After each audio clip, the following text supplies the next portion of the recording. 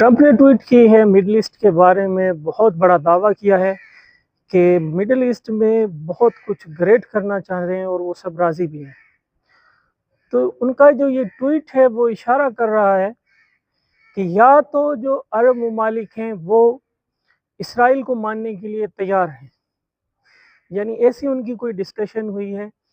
तो या अरब ममालिक पर जो है वो दबाव डालकर, प्रेशर बनाकर या किसी भी तरीके से उन्हें एग्री किया जाएगा कि आप जो है इसराइल का साथ दें, इसराइल को तस्लीम करें, या फिर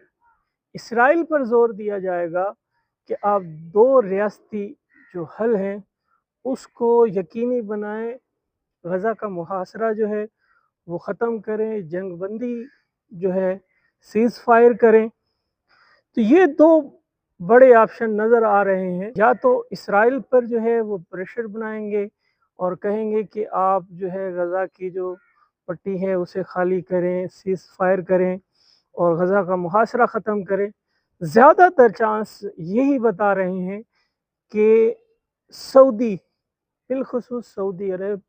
और दीगर जो खलीजी ममालिक हैं उन पर प्रेशर डालकर इसराइल पर, कि वो इसराइल को जो है वो बतौर स्टेट एक रियासत तस्लीम करें और उसके साथ जो है अच्छे ताल्लुकात बनाएं। इसके अलावा तीसरी जो बहुत कम चांस वाली बात है, तीसरी बात ये भी हो सकती है कि इसराइल जो है सऊदी अरब और ईरान का जो आपस में वो जो रिलेशंस हैं वो बहुत तलखी का शिकार रहे हैं माजी में भी। तो हो सकता है कि वो उनको करीब लाकर इसराइल के साथ एक मुआहदा करवाएं कि दोबारा से ना इसराइल ईरान के ख़िलाफ़ जाएगा, अटैक करेगा, और ना ईरान जो है वो इसराइल पर अटैक करे। यानी ऐसा कुछ सऊदीया को मिलाकर आपस में ऐसा मुआहदा करा सकते हैं जिससे जो है ईरान